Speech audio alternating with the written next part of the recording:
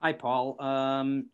The local guys have probably asked you this a million times, so please indulge me. But I assume it's a great problem to have. But with the way your lines are going right now, and the mojo you've got and the offense you're getting, how do you contemplate how you're going to work Pierre-Luc Dubois into all of this when he is available to you?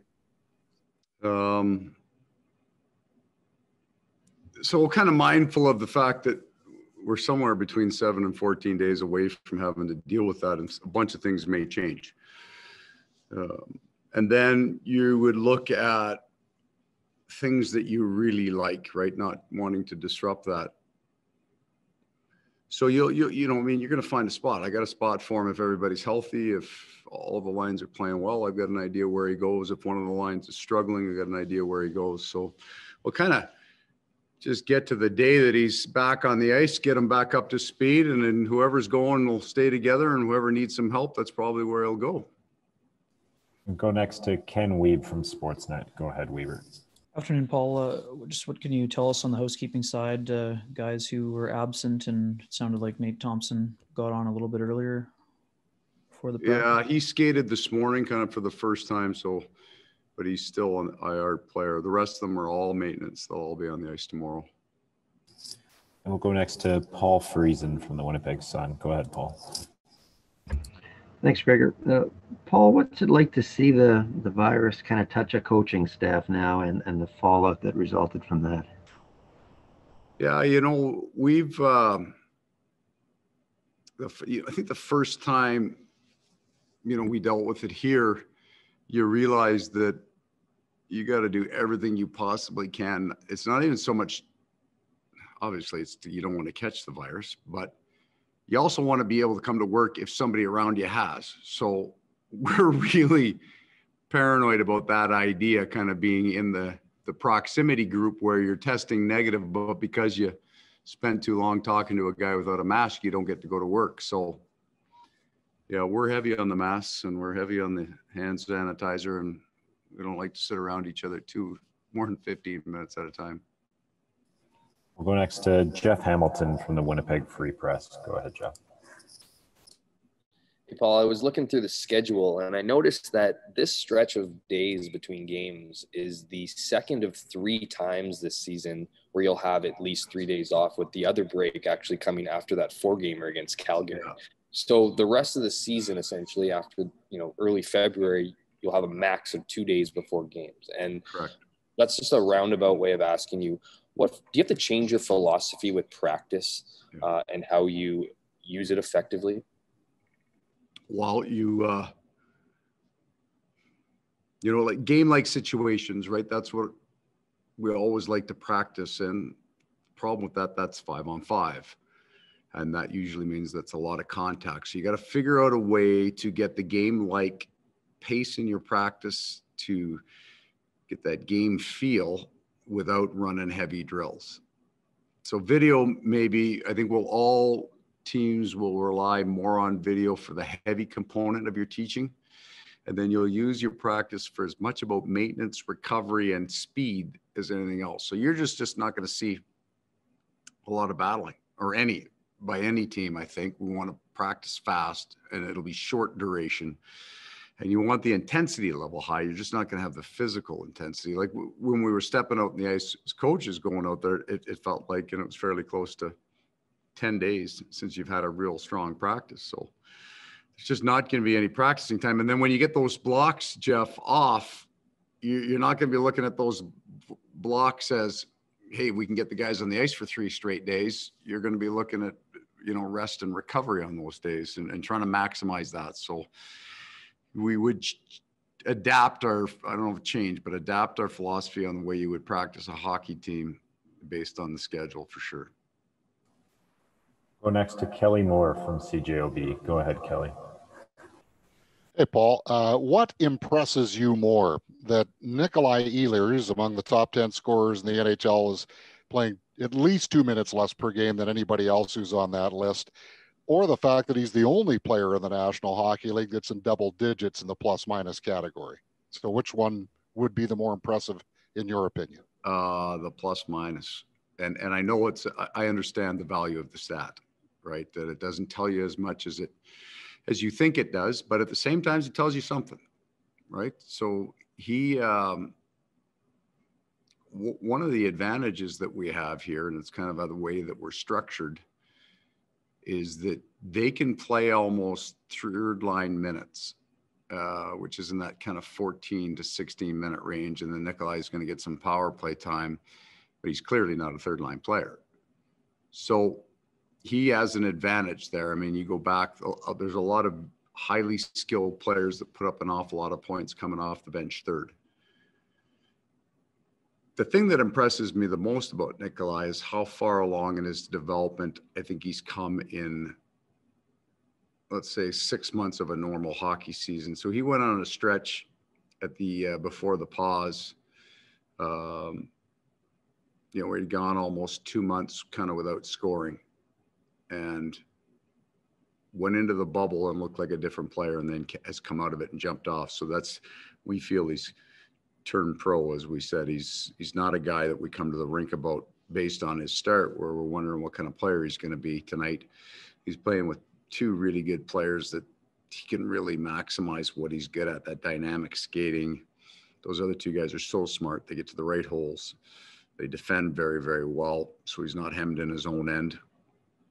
But if you're 6 games in and you've been on the ice for whatever it is, 10 or 11, 10 less goals than you've been on for, that's a pretty good number.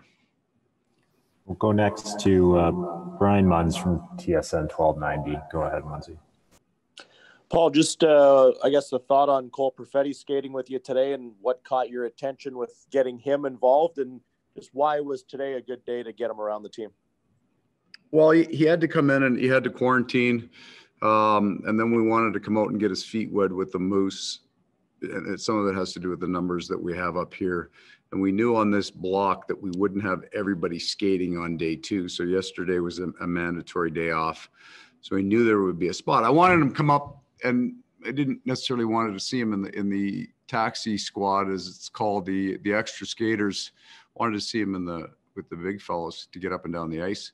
And we knew we would have some guys off the ice for maintenance. So that's why it was the right time. And then, I'm always, one of the things that I learned early on working here with the Jets, you'd go to development camp, and you could understand why each player that we've drafted has been drafted. So I know that may seem obvious at home, of course, but it's not. Like, they have done an incredible job drafting here. And you get on the ice, and within 10, 15 minutes, you can understand why a player got drafted, what it was about him. I mean, this is a really smart, very competitive young man, great set of hands. But he's carrying around a big hockey brain there. Like, he fit into those drills, he got them right. More importantly, got the nuance of the drill, what we were trying to accomplish with each drill. He just figured that out and went out and did it. He was on the ice for 2 hours today. It was probably more than he thought he would be, but he just happened to hit the day that we could push those extra guys. So he's a fit, strong young man with a really, really keen eye for the game. We'll go next to Murat Atesh from The Athletic. Go ahead, Murat. Hi, Paul. I want to go right back to Cole Perfetti on this one. He just said that he wanted to be a sponge, that there was something he could learn from each and every AHL and NHL player. And I guess, what does that mean for you to hear that attitude in somebody who's coming onto the team? Well, you can see it in his game, and you listen to his interviews, and then you spend a little bit of time with him. He's all in on the hockey, right? His day is about, how do I get better today? How do I get it, become a better hockey player? He's also, and you can tell by just talking to him and listening to him, he's a very, very bright man. So he's figured out the fastest way to learn is to watch mentors, watch the players in the National League or the professional hockey players in the American Hockey League, and learn something from everybody. And it also shows just an incredible lack of arrogance, which is so important, that you would be that age and understand there's lots to learn from people around you. And I'm keenly aware of that. Seems like, he's exceptionally well-raised young man, salt of the earth kind of kid. He's here to learn, get better, and then be great. And I think he's going to accomplish all three things. We'll go back to Ken Weave from Sportsnet. Go ahead, Weaver. Paul, when it comes to penalty kill, just curious for the philosophy between 2 sets of forwards versus 3, especially now when you have a guy like David Gustafsson who probably will be in that role at some point, and you've used Appleton in that role before also with a pretty decent level of success. Yeah. Well, Appleton came back in when Thompson got injured. So it's minutes based. I don't want to use Kyle Connor if I don't have to. I don't want to use some of the forwards that we've used in the past because I don't think they're suited to it. They can do it, but I don't want their minutes there. Gus will eventually get that chance. I'm not using it on the face-off position, and I think his game's got to develop a little bit. Our penalty killer numbers aren't good, but I'm not even remotely worried about it yet. I know what we're doing with it. It's going to take a little while to get it. We may eventually have to talk about expanding the penalty killing personnel, but that may be a skilled player coming out, which would be shocking. And we'll go back to Paul Friesen from The Sun. Go ahead, Paul. Paul, what do you see in 33-year-old Mathieu Perreault, and what can he still do for you? Well, he's turned a switch here in the last 3 or 4 games, and he's always had a great set of hands on him. But those hands come out when he gets to this kind of just under the out of control pace of a game, right? And when he's on the puck and he's hunting down and he's creating chaos kind of with his forecheck, and then he gets that half second and he hits the guy in the slot and it's in the back of the net. So he's got his level right now. It's interesting that, you never ever thought that maybe Mathieu Perreault would be on a checking line in some ways and play against McDavid and that line be really effective for you. But he's matured and learned and gotten better each year. And he's in his contract year, you know what? And there's a little extra boost there because I'm sure Mathieu Perreault wants to play a long time, and he's approaching it the right way. And final question to Jeff Hamilton from the Free Press. Go ahead, Jeff. Well, with the emergence of analytics, we now get to see a greater impact on what players do, night in and night out. And one of the things it's also done is created debates over player usage.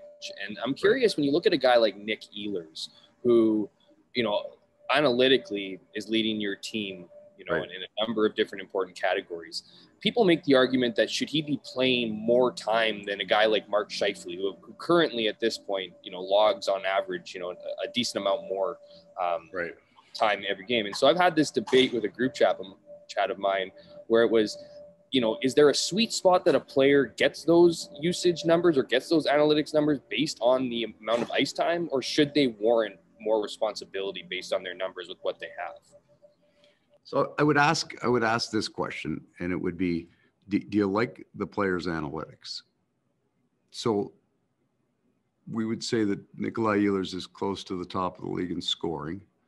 We're really excited about his game and where he's sitting, that he might be in that sweet spot. That, we started before, Patrick went down, he was left wing with Scheif and Wheels, and we think he can do that. But I'm not looking to change where Nikolaj Ehlers is. I can play that line more. I know I can. And Mark's numbers are just so badly skewed because of 2 or 3 games, and I'm aware of that as well.